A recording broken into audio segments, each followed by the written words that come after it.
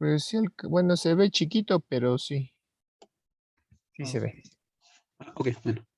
Aquí está el server socket, ya está con no bloqueante, ya está con la opción de register address, con el puerto que habíamos definido desde la vez pasada, y que solamente nos va a interesar, perdón, las operaciones de accept.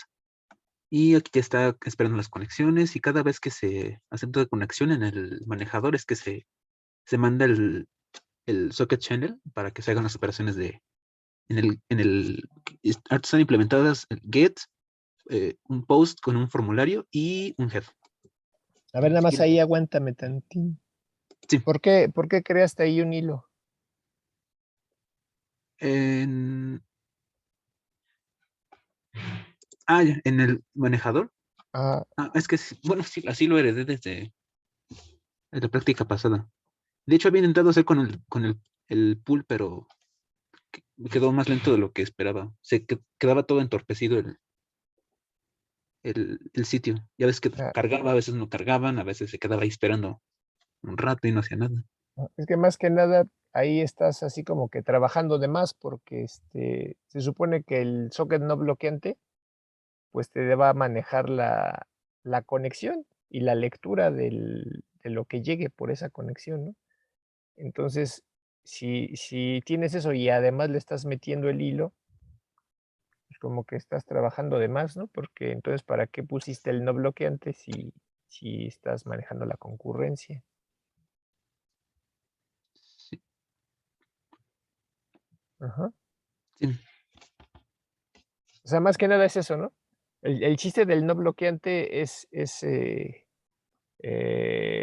no tener que gastar tantos recursos, porque a la hora de que estás lanzando ese hilo, acuérdate que se le está restando memoria a la máquina por la pila del hilo, ujú, que es que era lo mismo que ya teníamos con los bloqueantes, ¿no?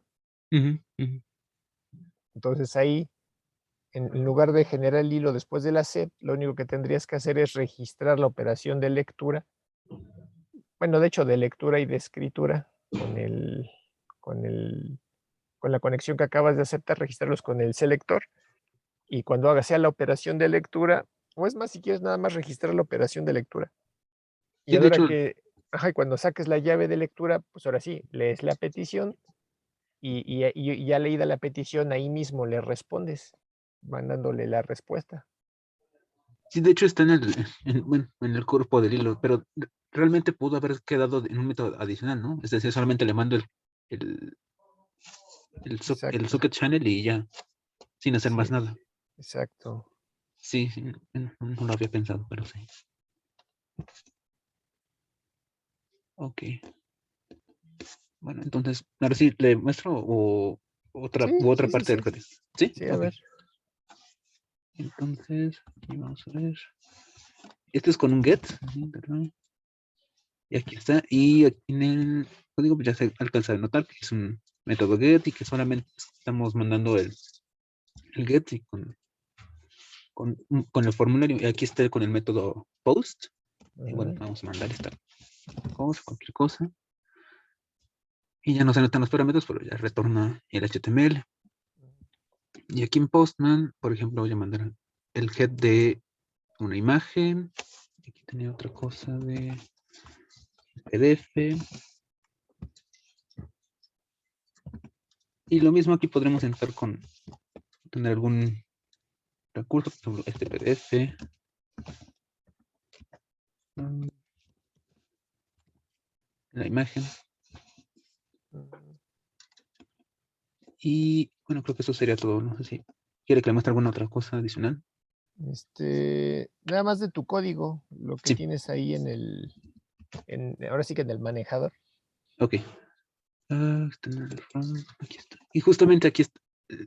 Para que se vuelva no bloqueante, que se abra el selector y que se registre la operación de lectura Ajá, en el while true mientras se va. Y mientras sacan las llaves, si es readable, pues bueno, ya se hace. ajá, Se manda a llamar aquí este método de HTTP methods, que es parte de ajá, lo que ya tenía de la práctica anterior. ajá, Solamente hay que cambiar los flujos por el byte buffer y el write del channel. ujú.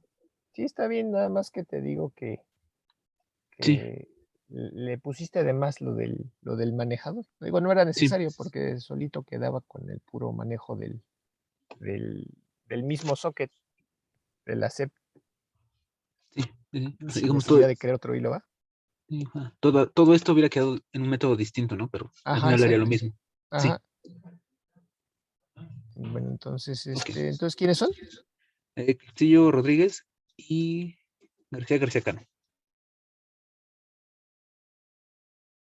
¿Le corregimos ¿Y o no? así ya se deja? Ah, vale, sí. Porfis, Vale. Ok.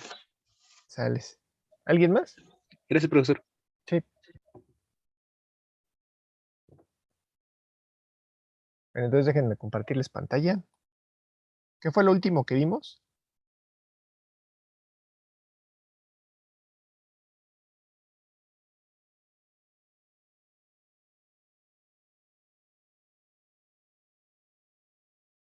Lo último que vimos fueron los... ¿qué fue? Sockets no bloqueantes en C, o todavía no los vemos. De hecho, nos quedamos en los sockets multicast no bloqueantes en Java. Sí, en sí no hemos visto nada, profe. Y de los de Java vimos el multicast, Sí, Datagram Channel, sí, profesor. pero sí vimos el socket de multicast o nada más vimos el de datagram. Creo que vimos el de Datagram, no recuerdo el de Multicast. Ah, va, sino para verlos rápido. Entonces,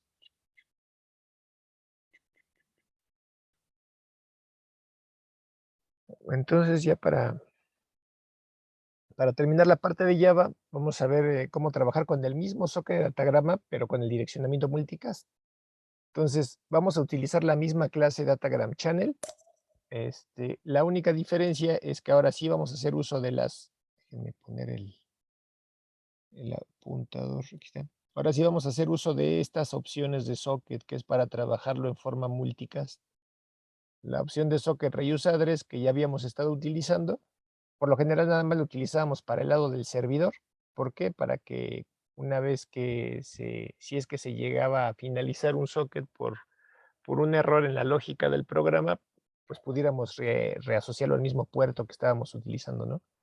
Pero en el caso de multicast, sí se necesita fuerzas la opción de socket reuse address, porque yo puedo tener varios programas, varios clientes o varios servidores, y pueden estar escuchando tanto la misma dirección multicast como el mismo puerto local.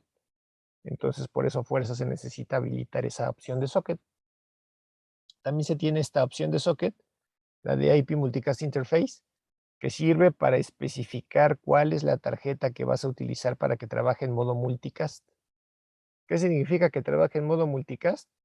Pues que va a transmitir por ahí los mensajes estos de reportes de IGMP, y que va además a hacer el mapeo de la dirección IP a una dirección MAC multicast. ¿Sí se acuerdan de ese mapeo? El prefijo 01005E y los últimos 23 bits de la dirección.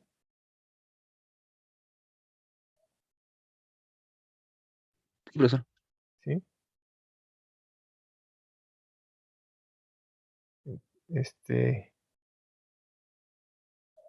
Entonces, y la última opción de socket, esta de IP Multicast Time to Live, acuérdense que solo la vamos a modificar si es que necesitamos transmitir. Si no necesitamos transmitir datagramas, pues no hay necesidad, ¿no? Porque la finalidad de esta opción de socket es especificar la cantidad de saltos máxima que van a alcanzar a dar los paquetes que van a ser transmitidos desde mi aplicación. Por default, cuando tú habilitas el multicast en tu socket, solamente le da un salto de tiempo de vida a los paquetes que sacas. ¿Para qué? Para que nada más se prueben en el segmento de red en donde los lanzaste. Y al momento que tocan el primer enrutador, hasta ahí llegaron y se eliminan. Pero si tú quieres que lleguen más lejos de esos paquetes, pues le das un tiempo de vida mayor a los paquetes que vas a transmitir, y para eso sirve esa opción de socket. Entonces aquí está un pequeño ejemplo de lo que tendríamos que hacer para poder hacer trabajar el socket en modo multicast. Lo primero que necesitamos es saber cuál va a ser la tarjeta de red que vamos a hacer que opere en modo multicast. Entonces, para hacer eso, copié nada más un pedazo de código de un programa que vamos a ver ahorita, donde vamos a obtener el listado de las tarjetas de red que se encuentren en la máquina. Entonces, para hacer eso, solo necesitamos hacer uso de un método. De hecho, está... bueno, de hecho creo que ni siquiera lo puse aquí. No sé, no lo puse aquí, pero es de la clase Network Interface y el método se llama Get Internet Addresses. Y ese te va a dar pues un arreglo o más bien una enumeración de tipo Network Interface, y eso te va a devolver pues, el listado de todas las tarjetas que tienes. Y y ya que tienes cada una de ellas, pues le vas a enlistar al usuario qué direcciones IP tiene configuradas, ¿no? Para que él sepa cuál escoja. Ujú. Entonces, en este caso, solamente copié este código, pero déjenme ponérselos directamente en el programa, porque me faltó poner varias cosas aquí. Entonces, para irme más directo, nada más ustedes me dicen si sí se ve. Sí, Ahí se ve, está. profesor. Sí. Entonces, este programa está en la página, está en la misma carpeta canales punto zip que les puse en la página. Entonces, ahorita les comento todo el código, nada más quiero irme a esa parte en particular. ¿Dónde está?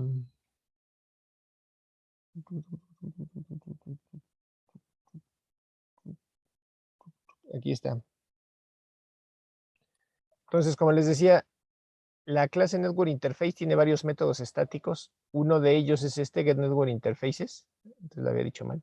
Es el método Get Network Interfaces y les va a devolver una enumeración que contiene elementos de tipo Network Interface, donde cada instancia de tipo Network Interface representa una tarjeta de red que se encontró en la máquina.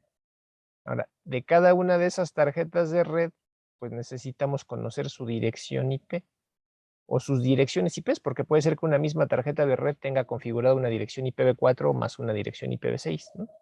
O más de una dirección IPv4 o más de una dirección IPv6. Acuérdense que se pueden utilizar interfaces virtuales. Entonces, entonces tenemos aquí este método que se llama que despliega información de la interfaz y recibe como parámetro una instancia de tipo Network Interface.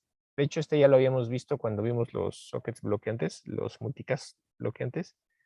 Y y lo único que vamos a hacer es de esta instancia de tipo Network Interface, pues con el método getDisplayName obtenemos el nombre asociado a la tarjeta de red. Con el método getName obtenemos el nombre del dispositivo, tal como, no como aparece cuando haces, por ejemplo, un ipconfig o un ifconfig, sino el nombre real del dispositivo, ¿no?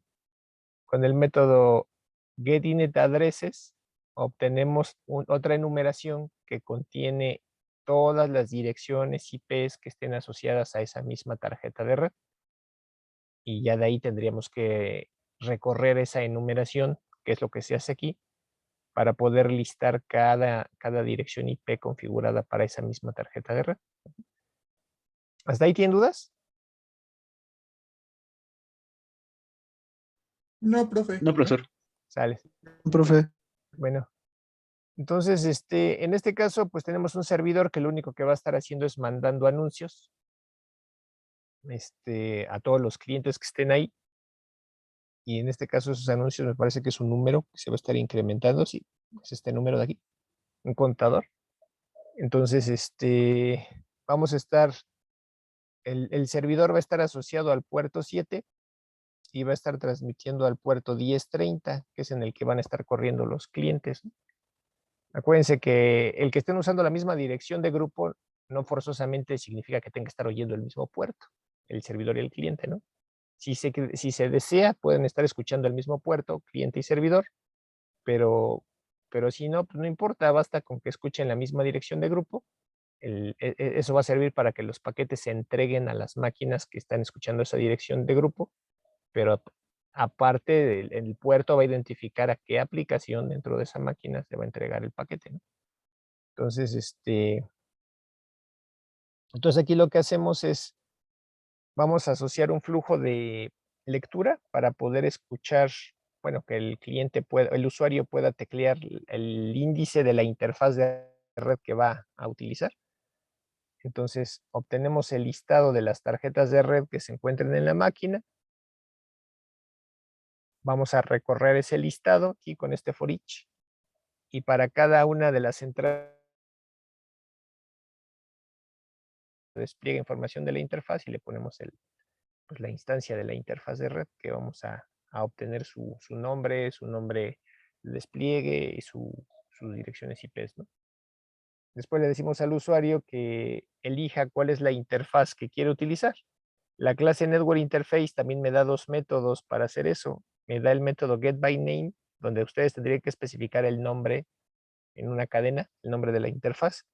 O podemos utilizar el método getByIndex, donde es más fácil porque nada más pones el índice de la interfaz. Es la interfaz 0, la 1, la 2, etcétera, ¿no?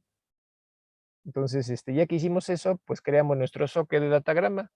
Acuérdense que ahorita ya estamos con el datagram channel, ya no estamos con el datagram socket. Entonces,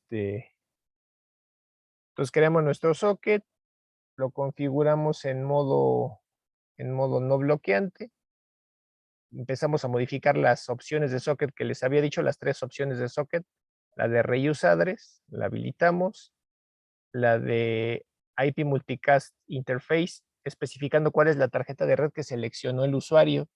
Eso se ve aquí. Acuérdense, aquí le decimos al usuario, le decimos, elige la interfaz. O sea, ya que le imprimimos el listado con los índices y los nombres de las tarjetas y sus direcciones IP, el usuario va a leer, va a escribir el índice de la tarjeta de red que va a utilizar. Y así es como nosotros elegimos esa interfaz aquí, con el método getByIndex. Y eso ya nos devuelve la referencia de la tarjeta de red que eligió el usuario. Esa tarjeta de red es la que vas a utilizar aquí en la opción de socket IP Multicast, es la de acá arriba, IP Multicast IF o IP Multicast Interface, diciendo, esta es la tarjeta que voy a hacer que opere en modo multicast. Entonces ya se modificó esa, ya se modificó el reuse address, y como vamos a estar transmitiendo y queremos transmitir más lejos que el primer salto, entonces por eso modificamos la opción de socket IP Multicast Time to Leave. En este caso se le está especificando que todos los paquetes que salgan de mi aplicación van a poder dar hasta 28 saltos de distancia, ¿no? Para que lleguen lo más lejos que, bueno, en este caso a la mitad del trayecto máximo, que serían 255 saltos. Entonces ya que hicimos eso, pues lo que nos falta es unirnos a la dirección de grupo. Entonces necesitamos asociar ese socket multicast a una dirección de grupo. Aquí está especificada la dirección de grupo, que va a ser una dirección clase D, si es de IPv4, o igual otra dirección IPv6 que también sea para multicast, que ya vimos cuál es, qué bloque es en el ejemplo que vimos en el primer parcial. Invocamos el método join, donde vamos a especificar la dirección de grupo a donde se va a generar el reporte y desde qué tarjeta de red. Entonces ya hicimos eso.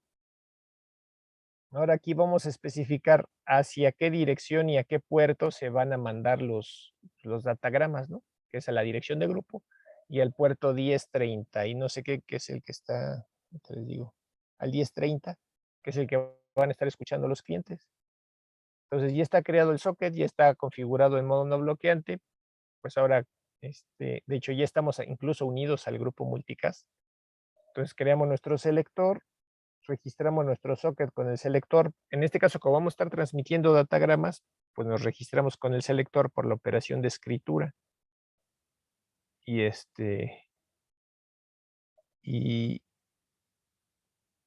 y como voy a estar mandando números, pues creo mi buffer con el espacio para que quepa un número entero, ¿no? Que a final de cuentas, este es el número que voy a mandar y en cada iteración lo voy a ir incrementando.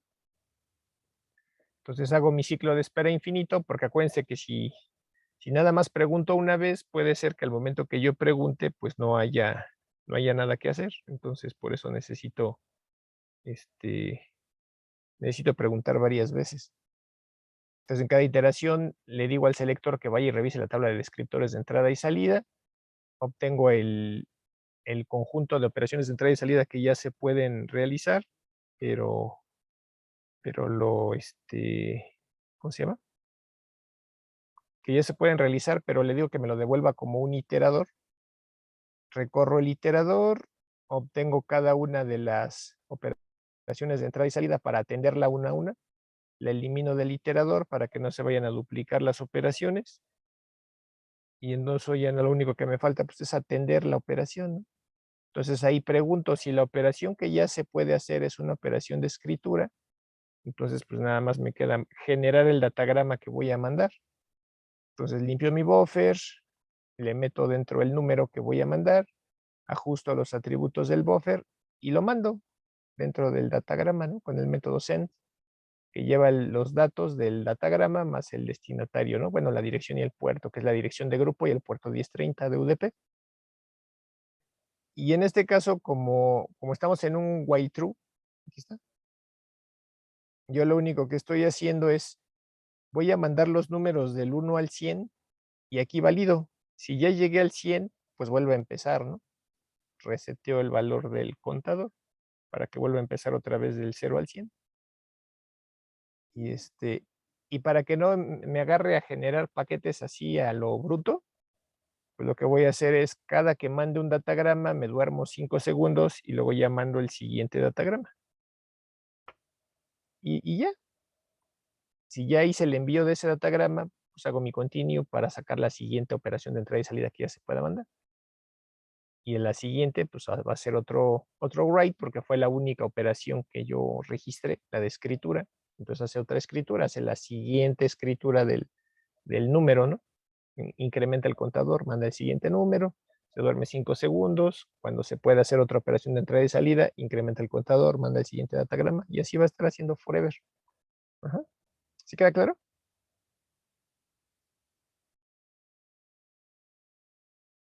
Profesor.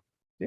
Del lado del cliente, pues sería prácticamente lo mismo, salvo que en vez de hacer el send, pues vamos a hacer un receive. Entonces, el cliente va a estar asociado al puerto 1030. Este es el mismo método que tenemos para obtener la información de una tarjeta de red, una instancia de tipo Network Interface. Aquí al inicio, pues vamos a hacer exactamente lo mismo que ya habíamos hecho, ¿no? Asociamos un flujo a la entrada de datos estándar, obtenemos la enumeración con todas las tarjetas de red que se hayan encontrado. De cada tarjeta de red, imprimimos la información de esa tarjeta de red, cómo se llama, cuál es su nombre de despliegue, qué direcciones IP tiene. Le decimos al usuario que elija cuál es la tarjeta de red que quiere utilizar. La seleccionamos por el índice con el método getByIndex. A partir de ahí creamos nuestro socket de datagrama, lo configuramos en modo no bloqueante, le modificamos, en este caso basta con que le modifiquemos dos opciones de socket, porque aquí como solamente vamos a recibir, no vamos a transmitir, pues no es necesario que etiquetemos con cierta cantidad de saltos paquetes. ¿Por qué? Porque no vamos a transmitir, solo a recibir datagramas. Entonces, hacemos nuestro join para unirnos a la dirección de grupo. Previamente hicimos el bind para asociarnos al puerto 1030 de UDP. Creamos un selector, registramos el socket con el selector por la operación de lectura, porque vamos a recibir datagramas. Creamos un buffer donde quepa un entero, porque es lo que voy a estar recibiendo en cada datagrama. Y lo mismo, ¿no? Ponemos a trabajar al selector, le pedimos otra vez que nos devuelva un iterador con el conjunto de operaciones que ya se pueden realizar para poder atenderlas. Extraemos cada operación de entrada y salida y la eliminamos del iterador. Y validamos si es una operación de lectura. Limpio mi buffer, hago el receive para recibir el contenido del datagrama que se va a almacenar en ese byte buffer. Y ya que recibí el contenido, pues obtengo la dirección y puerto de quien me lo mandó. Esa dirección y puerto vienen en un formato socket address, bueno, en una instancia socket address. Entonces la convierto a una instancia init socket address para poder usar los métodos getAddress y getPort que vienen aquí, para que de una manera más rápida, más fácil, obtener esa información de quién me mandó ese datagrama. Antes de sacar el contenido de datos, pues tengo que reajustar los atributos, ¿no? El atributo límite, ponerlo donde está apuntando posición, el atributo posición, ponerla 0. Y como yo sé que recibió un número entero, pues lo saco como un número entero con el método getIn. Y ya no hay nada más que hacer. si ya recibiste el datagrama y ya sacaste el contenido del datagrama, pues ya haces un continue para sacar la siguiente llave y atender la siguiente operación de entrada y salida, que sería, pues, lógicamente otra lectura, ¿no? Entonces, pues vamos a probarlo. Vamos a correr unos 2, 3 clientes. Aquí corro el primero. Me va a enlistar todas las tarjetas de red que dice que encontró, que en este caso está diciendo que encontró desde la de localhost hasta, pues, dice que elija la interfaz que voy a utilizar. Y en este caso lo que voy a usar, pues, es la que esté configurada con una dirección IP, que en este caso, en mi caso, pues, es la interfaz 14, ¿no? ¿Por qué? Porque sí está configurada. Me imprime tanto sus direcciones de IPv4 como de IPv6 y me dice si soporta el multicast, ¿no? Y entonces, le digo que quiero la interfaz 14 y ya dice que estoy unido al grupo y escuchando datagramas. Vamos a correr otros 2 clientes. Lo mismo. Vamos a correr otro cliente. Ahí.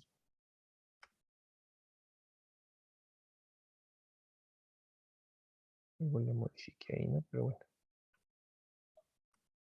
Ahí está. Y ahora vamos a correr el servidor. Corremos el servidor. A la hora que corremos el servidor, pues aquí dice que ya mandó el primer dato, ¿no? Que es el primer entero. Ya mandó el segundo. Y cada 5 segundos va a transmitir uno nuevo. Ya transmitió otro. Y así. Así va a estar transmitiendo. Y si nos vamos a los clientes, pues aquí está lo que se ha recibido, ¿no? Este es un cliente. Este de acá es otro cliente. Este de acá es otro cliente. Entonces, puedo tener N clientes e incluso N servidores también. Ujú. ¿Dudas hasta aquí?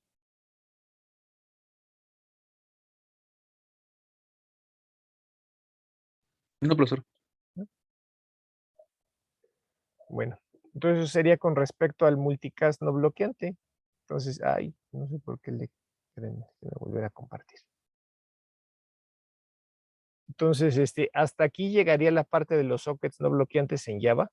Si se fijan, no es gran ciencia, simplemente es, pues creas un socket, creas un selector, configuras el socket en modo no bloqueante, registras el socket con el selector por las operaciones de interés, y lo demás ya nada más es estar al pendiente del selector, de lo que te devuelve, y atender cada una de las operaciones de acuerdo al tipo de operación de entrada y salida que sea, ¿no? Si es una lectura, si es una escritura, y en el socket de flujo, si es una lectura, escritura o conexión.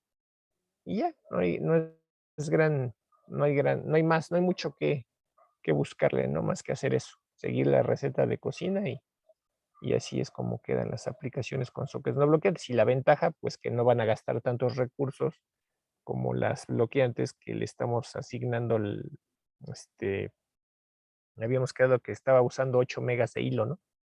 En el caso de Linux, para la pila de cada hilo. Ajá. ¿Hasta aquí hay dudas?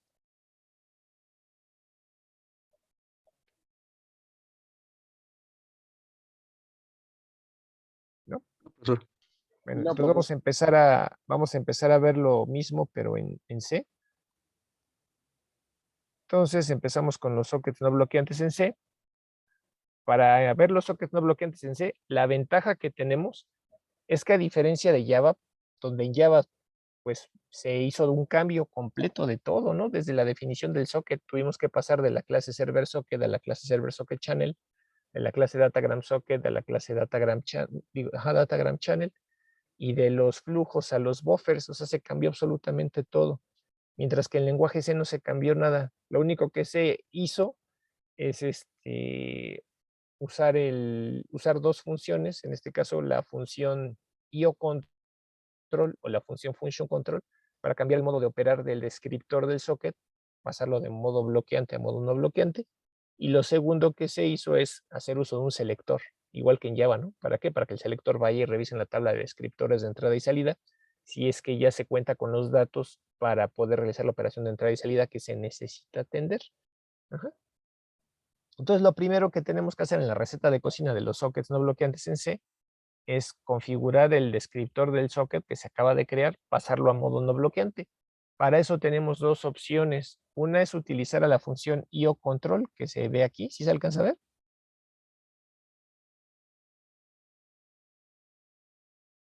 Sí, profe. Esa función IOControl pues va a requerir de la biblioteca sys iocontrol.h. Esa biblioteca iocontrol.h no es una biblioteca portable, no es estándar. ¿Qué significa? Que no es portable, y por no ser portable significa que puede ser que no la encuentren en algunas distribuciones de Linux.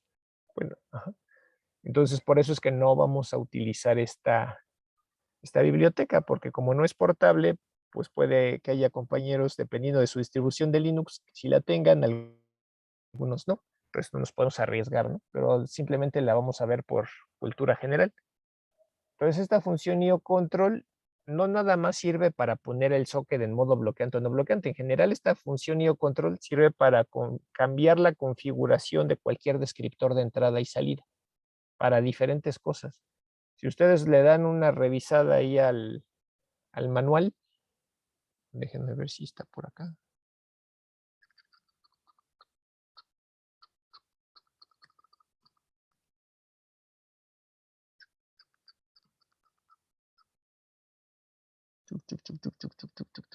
Uy. Aquí no dice gran cosa. Creo que dice más en internet.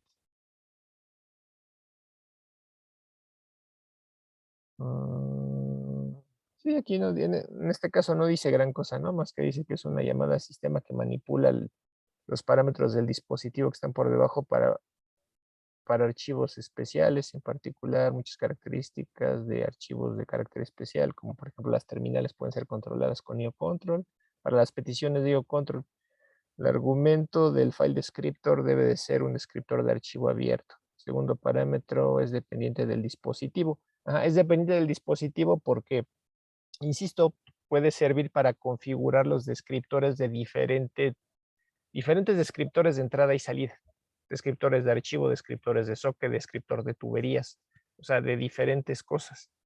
Entonces, para nuestro caso, lo vamos a utilizar nada más para el descriptor de socket, pero insisto, no está hecho nada más para ese propósito la función IOControl, sino para cambiar el modo de operación de cualquier descriptor de entrada y salida. Bueno, de diferentes descriptores de entrada y salida. Entonces, el primer parámetro de la función IOControl es el descriptor que vas a modificar. Entonces, en este caso, este sería el descriptor de nuestro socket. El segundo parámetro es el código o el comando que le vas a pasar para configurar ese descriptor. Para nuestro caso, únicamente vamos a necesitar este código, el file input output non-blocking input output, o FION-BIO, como le quieran decir, ¿no? Y que ya con esto le estamos diciendo que configure en modo no bloqueante este descriptor. Y después sigue coma, punto, punto, punto. ¿Qué significa? Que puede haber uno o más argumentos. Entonces, acuérdense, dependiendo del uso que se le vaya a dar a la función IOControl, es la cantidad de argumentos que va a haber. Para nuestro caso en particular, lo único que requerimos es como si esto fuera una bandera y vamos a encender o apagar esta bandera. Entonces, si la queremos encender, le pasamos un 1, si la queremos apagar, le pasamos un 0. Entonces, aquí abajo les tengo un ejemplo, aquí.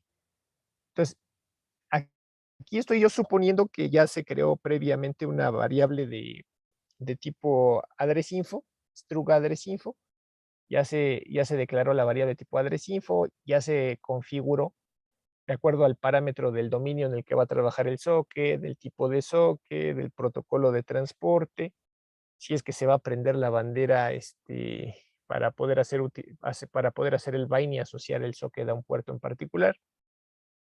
Asumo también que ya se hizo la invocación de la función getAddressInfo, donde se valida ya sea el servicio puerto o la dirección IP y el puerto.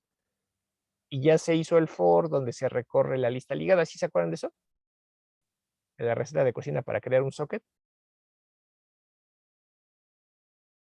Declaro mi variable Sí, profe.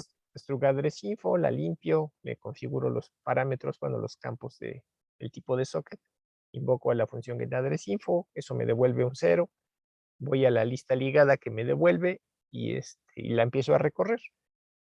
En cada iteración del for voy a recorrer uno de la lista ligada, obtengo la estructura de direcciones que me devuelve y con esa trato de crear mi socket. Entonces aquí, esta instrucción de aquí donde estoy apuntando con el puntero del mouse, pues sería asumiendo que ya pasó todo eso, ¿no? Toda esa lógica. Ya intentaste crear el socket. Entonces, y aquí ya tienes tu socket, ese socket te devuelve un descriptor, y entonces con pues invocas a la función IOControl, le pasas como parámetro el descriptor del socket que acabas de crear, que en este caso sería nuestro servidor, le pasas el código, que en este caso es del file input output non-blocking input output, y le pasas el 1, aquí está, bueno, la dirección donde está el 1 para encender la bandera, ¿no? Si la enciendes, pues ya se pone en modo no bloqueante, si la apagas, se queda en modo bloqueante. Entonces, si la función IOControl te devuelve 0, significa que sí se pudo configurar en modo no bloqueante. Si te devuelve algo diferente de 0, pues significaría que, que no se pudo, ¿no? ¿Sí queda claro hasta aquí? Profesor. Sí, Bueno, profe. entonces quedamos que ese no es estándar. Este sí es estándar. La función que vamos a estar utilizando nosotros se llama Function Control o FCNTL, que se encuentra hace uso de las bibliotecas unistd.h y functioncontrol.h.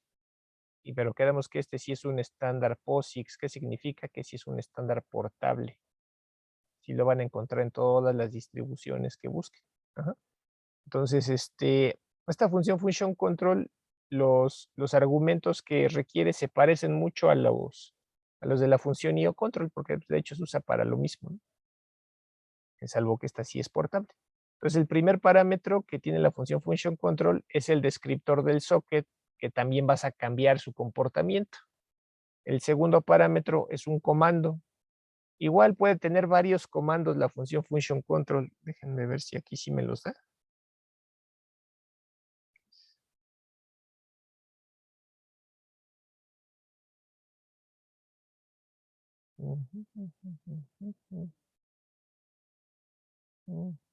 Sí, de hecho aquí sí me da varios parámetros, ¿no? Está que es ahorita lo vamos a ver. Está que también ahorita lo vamos a ver. Y hay otros, ¿no? Está está está está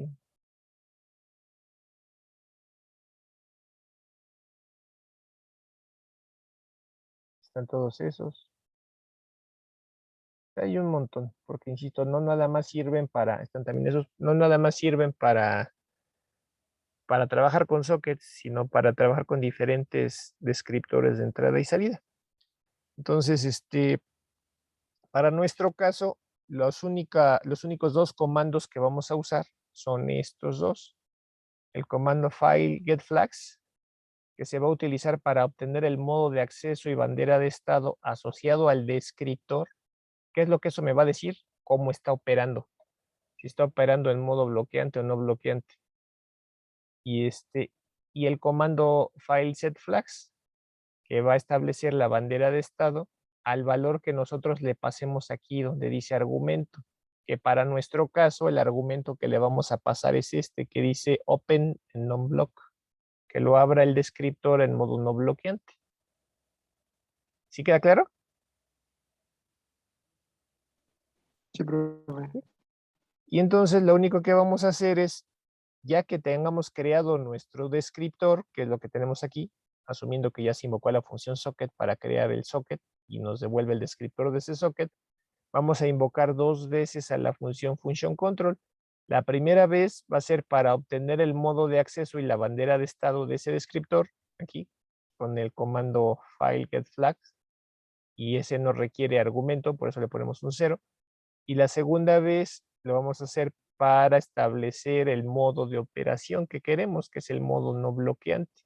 Entonces, con el comando file setFlags, le vamos a decir que con un pipe que trate de establecer el modo no bloqueante o el que traía.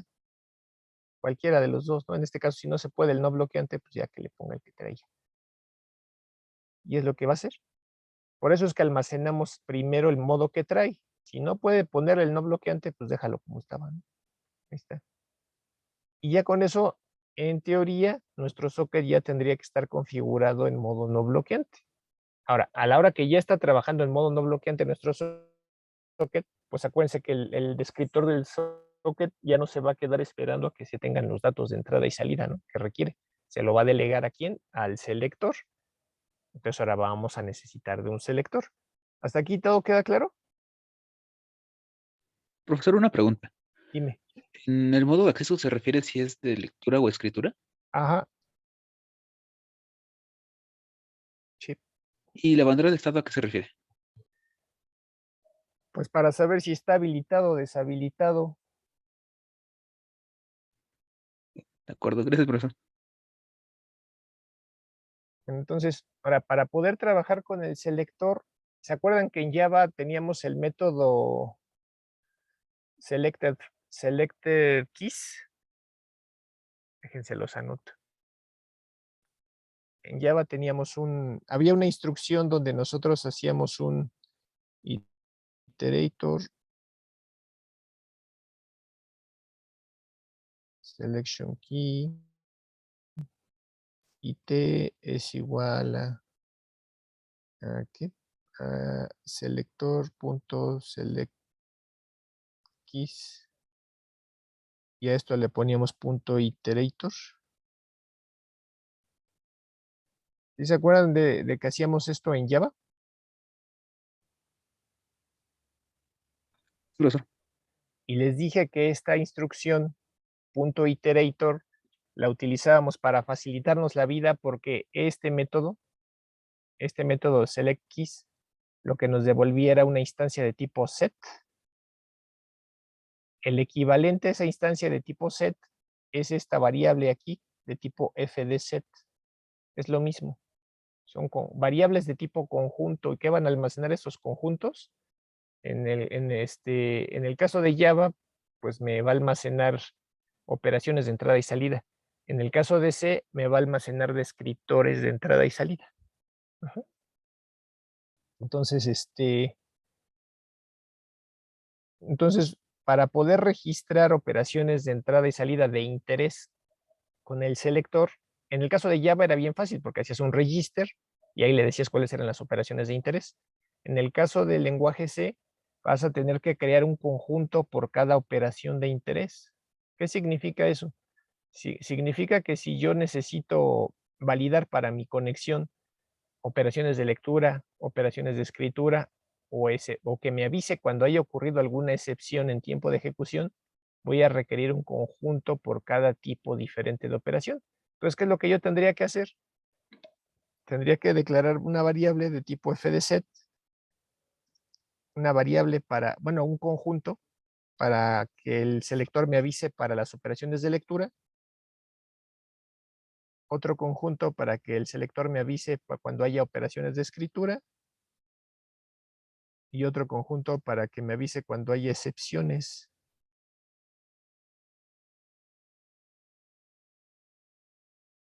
Entonces, eso es lo primero que tendría que hacer en mi aplicación. Crear un conjunto por cada tipo de operación de entrada y salida diferente que necesite que valide el selector. Ya que creaste esos conjuntos, pues los tienes que limpiar porque pudieran tener basura. Para limpiarlos se utiliza la función fd0 o fd0, como le quieran decir, ¿no?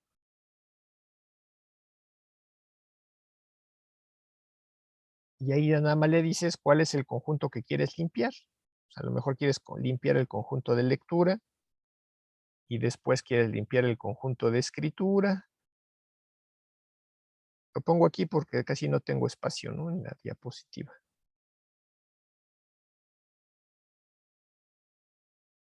Y lo mismo sería para el de las excepciones, nada más que aquí ya no va a caber. Entonces por eso me voy a limitar a esas dos. Después, ya que hiciste eso, ahora tienes un descriptor. Imagínense que acabamos de crear el socket del servidor. Si acabamos de crear el socket del servidor con la función socket, pues eso nos devuelve, imagínense que estuviéramos aquí. aquí arriba que tuviéramos un int, el descriptor del socket es igual al socket, y con todos los parámetros que lleva acá, ¿no? ¿Cómo se llama? Ahí, la familia de direcciones de donde va a trabajar el socket, el tipo de socket y protocolo de transporte. Entonces ya tenemos ese socket. Queremos que nos avise cuando ese socket pueda recibir conexiones.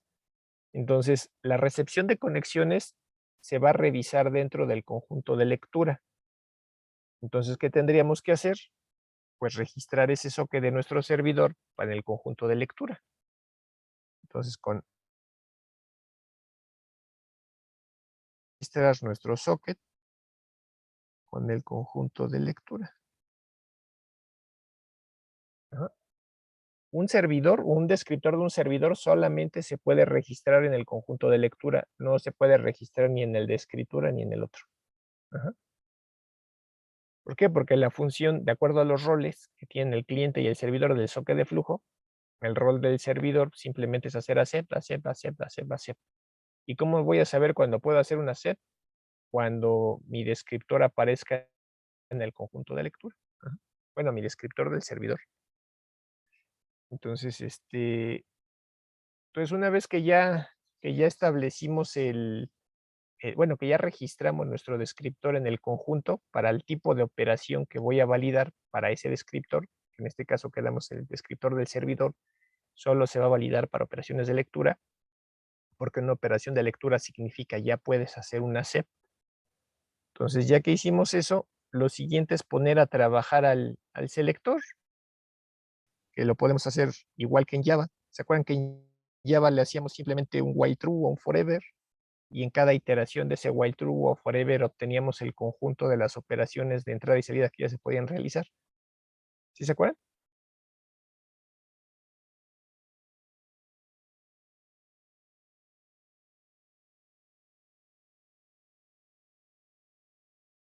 Sí, profe. Entonces aquí, antes de poner a trabajar al selector, que de hecho eso aquí sería como un int, x es igual a select, pero ahorita les voy a explicar con base a la sintaxis, por eso estoy dejando aquí un espacio para hacer eso. Antes de hacer eso, si ustedes recuerdan en Java, en el ejemplo que acabamos de ver ahorita del multicast, cuando invocábamos el método select, le estábamos pasando como parámetro un temporizador en milisegundos. Ajá. Entonces, aquí en el caso del selector en lenguaje C, pues también podemos hacer uso de un temporizador con el selector. Ese temporizador,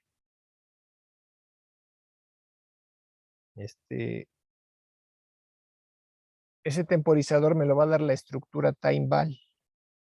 Ajá. Entonces, esta estructura timeval me maneja dos unidades de tiempo, una unidad en segundos y una unidad en microsegundos, depende cuánto tiempo quieras, durante cuánto tiempo quieras que el selector esté revisando la tabla de descriptores de entrada y salida. Entonces puede ser que rellenes pues principalmente segundos o que rellenes la de microsegundos, ¿no? Depende de cuánto tiempo tú quieras en la lógica de tu aplicación estar censando esa tabla de descriptores. Entonces, una vez que ya tienes especificado tu descriptor y ya la tienes cargado dentro de uno de los conjuntos que va a revisar el selector, lo siguiente que tienes que hacer es pues precisamente declarar esa estructura, ¿no? De tipo timeval, que en este caso lo voy a poner acá con otro color.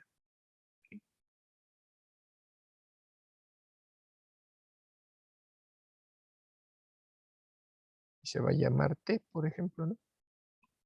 Y ahora tenemos que especificar, pues, cómo vamos a medir el tiempo. En este caso, pues, vamos a medirlo en segundos, ¿no? Y durante cuánto tiempo, ¿no? En este caso, pues, le voy a decir que lo revise durante 5 segundos.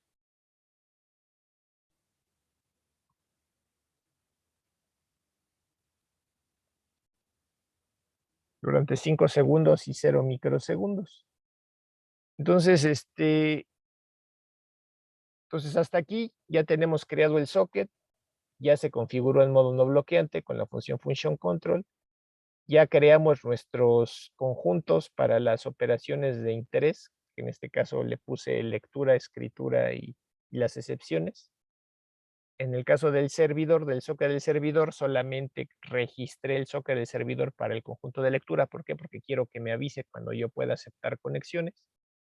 Ya especifiqué el temporizador que se le va a asociar al selector para que durante esa cantidad de segundos esté revisando la tabla de descriptores de entrada y salida. ¿Hasta aquí hay dudas? ¿No? No, profe. No, profesor. Entonces ahora sí, ya sea que hagamos un while true, así como está aquí, un while 1, o que hagamos un forever, así como está aquí, da igual. Lo siguiente que tenemos que hacer es guardar una copia de nuestros conjuntos, estos que puse aquí, de estos que tengo aquí donde está apuntando el apuntador del mouse, ¿no? De estos conjuntos tengo que guardar una copia. ¿Por qué necesito guardar una copia? Porque a la hora que yo invoque a la función select, que en este caso es a la hora que ponga a trabajar al selector, los conjuntos que yo haya registrado con el selector se van a vaciar, se van a drenar y van a quedar vacíos esos conjuntos. Entonces, si yo necesito tener la pista de qué descriptores son los que están registrados con el selector, por eso es que necesito guardar una copia antes de que se drenen esos conjuntos. ¿Sí se entiende?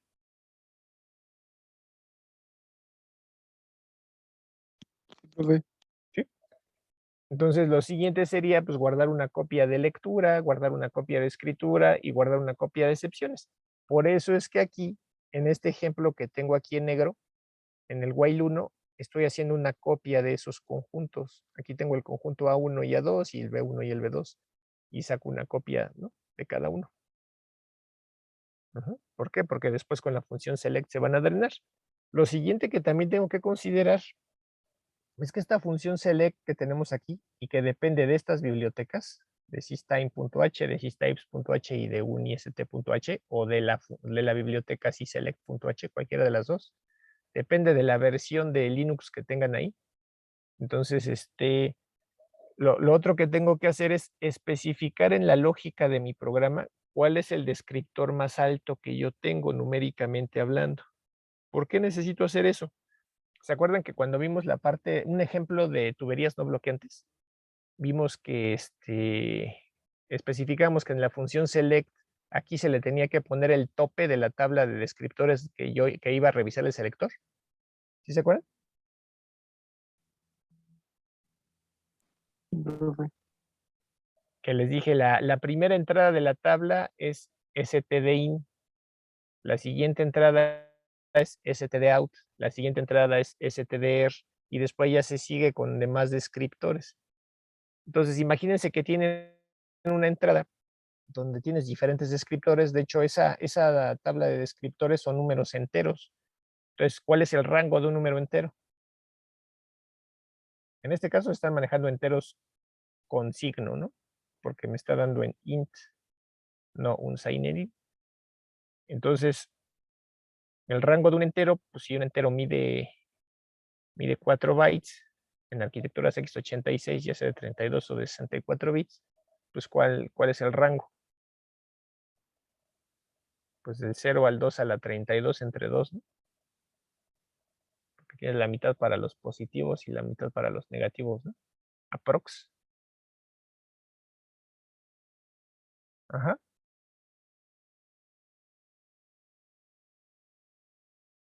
Sí, profesor. Entonces, pues son muchas entradas. Y aquí como estamos en un for o en un while true, ¿qué significa? Que en cada iteración vas a hacer un barrido completo de la tabla de descriptores. Pues eso no es pues muy rápido que digamos, ¿no?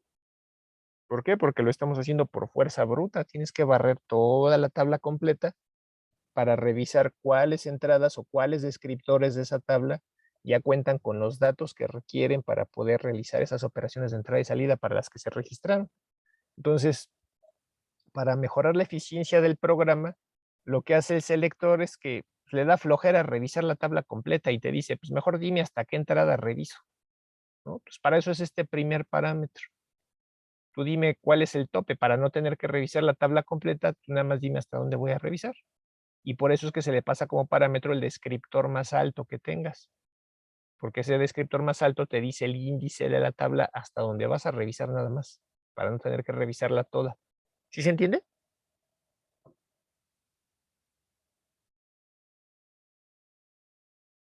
Sí, profesor. Bueno, entonces, entonces ese es el primer parámetro. Entonces, para este código que tengo aquí en color rojo, pues el único descriptor que tengo es este, el DSD. Entonces, en este sentido, pues ahorita no habría ningún problema, ¿no? Ese es mi descriptor más alto. Entonces, en la función select, se las pongo aquí. Acuérdense que primero tendríamos que hacer una copia del descriptor.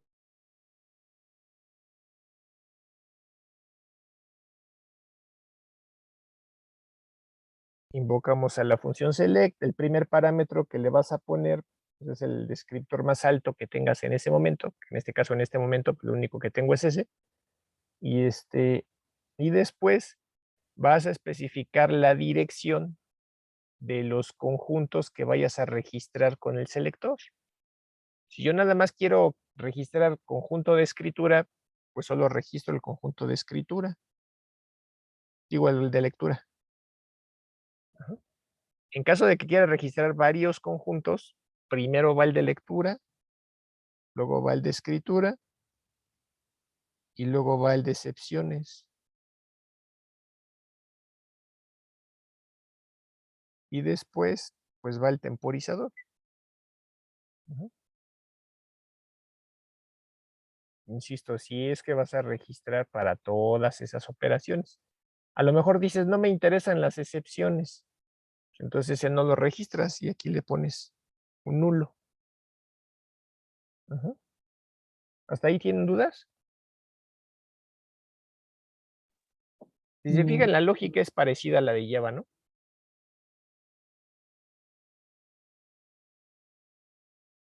Entonces, a la hora que se ejecute esta instrucción, esta de select, en ese momento todos los conjuntos que hayas puesto aquí, todos estos conjuntos se van a vaciar, van a quedar vacíos. Inicialmente, pues nada más tienen los descriptores que tú le hayas cargado con la función fdset, ¿no? En este caso, el conjunto de lectura tiene nada más un elemento que es este sd, que es este descriptor. Al momento que se invoca la función select, va a quedar vacío, se va a drenar el contenido de cada conjunto. Y únicamente van a empezar a llenarse solitos cuando esos descriptores ya tengan los datos que requieren para realizar la operación de entrada y salida para la que se registraron. Entonces, en el momento en el que mi descriptor del servidor ya cuente con los datos que se requieren para hacer el handshake, que en este caso es para aceptar la conexión, en ese momento va a volver a aparecer ese descriptor aquí en este conjunto. Mientras no se tengan los datos, pues el conjunto va a estar vacío. Cuando ya tenga los datos que requiere para hacer esa operación que se necesita hacer, te va a indicar que ya está listo aquí ese descriptor para trabajar. ¿Sí se entiende? Sí, profe. Y entonces lo siguiente que tendrías que hacer después del select es precisamente eso, ¿no? Validar si tu descriptor ya aparece nuevamente en el conjunto para el que lo registraste, porque eso significa que ya puede hacer la operación que tiene que hacer. Ujú. Entonces, para hacer eso, lo único que tendrías que hacer es un if fd y set, que es la función que va a validar eso. Si mi descriptor del servidor ya aparece en el conjunto de lectura, ¿qué significa? Pues significa que ya puedo aceptar una conexión. Ajá. Y si ya puedes aceptar una conexión, ¿ahora qué tienes que hacer? En el caso de Java, ¿qué hacíamos? Pues aceptábamos la conexión, la configurábamos en modo no bloqueante y la registrábamos con el selector. ¿Se acuerdan? Profesor. Sí. Sí. Entonces, ajá, entonces, en este caso, pues aquí lo que haríamos sería hacer un int cd es igual a sep. Y desde aquí acuérdense que la sep recibe tres parámetros, ¿no? El primer parámetro, pues es el descriptor del socket desde el que vas a aceptar la conexión. El segundo parámetro es una referencia de tipo socket address storage, donde se va a almacenar temporalmente la dirección y puerto del cliente que se conectó contigo. Y el tercer parámetro es una referencia de tipo socket length t, donde le vas a especificar el tamaño de la estructura de direcciones, porque puede ser que estés trabajando con la pila de IPv4 o puede ser que estés trabajando con la pila de IPv6. Aquí les tengo un ejemplo de eso en la siguiente diapositiva. Aquí. Entonces, acuérdense, aquí tenemos de hecho aquí en el select me faltó el +1. Acuérdense que va el descriptor más alto +1. ¿Por qué? Porque en un for, pues tú pones una cota más alta, ¿no? Porque pones for int i igual a 0, punto y coma, mientras i sea menor que y la cota. Luego punto y coma y más. Entonces, en este caso, como tú quieres que revise hasta este descriptor, pues el límite va a ser la siguiente posición, ¿no? Por eso es ese de +1. Para que alcance a revisar hasta acá. Si no haces eso, pues esta sería la cota y ya no lo alcanzaría a revisar, porque esta sería la cota del tope en el while o en el for en donde esté haciendo las iteraciones de lectura de la tabla de descriptores. Entonces aquí tenemos lo mismo. Se hace el select del descriptor más alto, se registran los conjuntos que quieras para lectura y para escritura. Aquí no se registró el de excepciones, se le pasa el temporizador. El selector te va a devolver un entero. Si ese entero es igual a 0, al igual que en Java, significa que al momento que revisó el selector la tabla de descriptores de entrada y salida, no había nada que hacer. Y si no hay nada que hacer, ¿qué haces? Pues vuelves a insistir, ¿no? Haces un continue para hacer la siguiente iteración del forever o del while true y volver a preguntarle. Si lo que te devuelve el selector es menor a 0, significa que entonces hubo un error de entrada y salida ahí con el selector. Y ahí ya no hay nada que hacer. Por eso hace el break para salirse del while true o del forever. Y si te devuelve algo mayor a 0, el número que te devuelva, que sea mayor a 0, es la cantidad de descriptores que ya pueden realizar la operación o las operaciones de entrada y salida que tengan que hacer. Entonces, por eso es lo que estamos validando en este else. Si no es igual a 0, si no es menor que 0, pues entonces es mayor a 0. Y si es mayor a 0, significa que ya se puede hacer lo que se tenga que hacer. Y entonces ya nada más preguntas aquí con la función fdiset.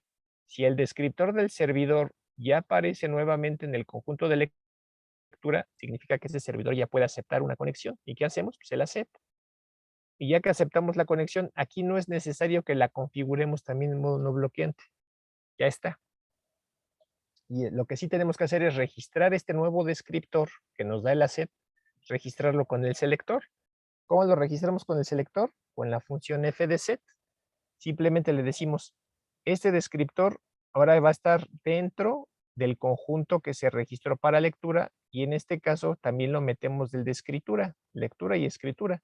Y como estos conjuntos ya están registrados aquí en el selector, pues significa que, porque acuérdense que son las copias. Entonces, significa que en cada iteración del while true o en cada iteración del forever, para este descriptor va a estar revisando operaciones de lectura y de escritura. Si nada más quisiéramos registrarlo para operaciones de lectura, pues esto no lo comentamos y esto no lo usamos. O si quisiéramos nada más las de escritura, esto no lo ponemos y esto sí. Ajá. ¿Sí se entiende? Sí, profe. Y al igual que en Java, ¿no? Si el chiste era hacer el accept para aceptar la conexión y ya lo hicimos y ya registramos con el selector esa conexión para las nuevas operaciones de interés, pues ya no hay nada más que hacer, hacemos un continuo para tomar la siguiente operación de entrada y salida, ¿no? En este caso el continuo va a ser que en la siguiente iteración se le vuelva a preguntar al selector y el selector nos diga otra vez si hay algo que hacer y si hay algo que hacer, pues podamos validar qué descriptor ya puede realizar operaciones de entrada y salida. Ahora, aquí, este código de aquí está muy simple porque nada más está validando dos descriptores, nada más está validando este descriptor de este servidor y este descriptor de un cliente. Pero si tú tienes un socket no bloqueante, pues es porque tienes pensado tener varios clientes, ¿no? Entonces, en lugar de hacer nada más este if, realmente tendrías que generar un arreglo un arreglo de clientes y hacer un barrido de ese arreglo en donde en cada iteración de ese for que recorre el arreglo, invocar esta instrucción fd-set y validar si alguno de los descriptores de los clientes que ya se conectaron contigo tiene algo que hacer, leer o escribir. Y es lo que estamos validando acá. Si el descriptor de esta conexión ya aparece en el conjunto de lectura, pues haces una lectura y ya cuando no haya nada que hacer, pues un continuo. Si no, si el descriptor de esa conexión aparece en el conjunto de escritura, pues haces la escritura.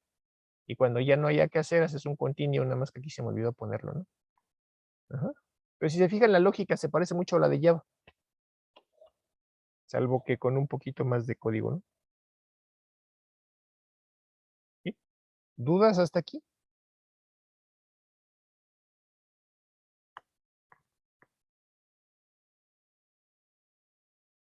No haya nada más que hacer con ese socket, con este socket de aquí, con el de la conexión que aceptaste. Cuando ya no haya nada más que hacer, pues ya no necesitas que el selector esté al pendiente de él. Entonces, ¿qué hacemos? Lo eliminamos de ambos conjuntos. Y después de eliminarlos, pues el selector ya no va a estar al pendiente de ellos. Y ya cerramos el socket. Ajá. Bueno, la siguiente clase vamos a ver ya algunos ejemplos, ya de veras. Esto fue nada más como pseudocódigo para ver la lógica. La lógica va a ser la misma en los ejemplos, salvo que pues ya va a estar más completo, ¿no? Entonces va a ser un poquito más de código.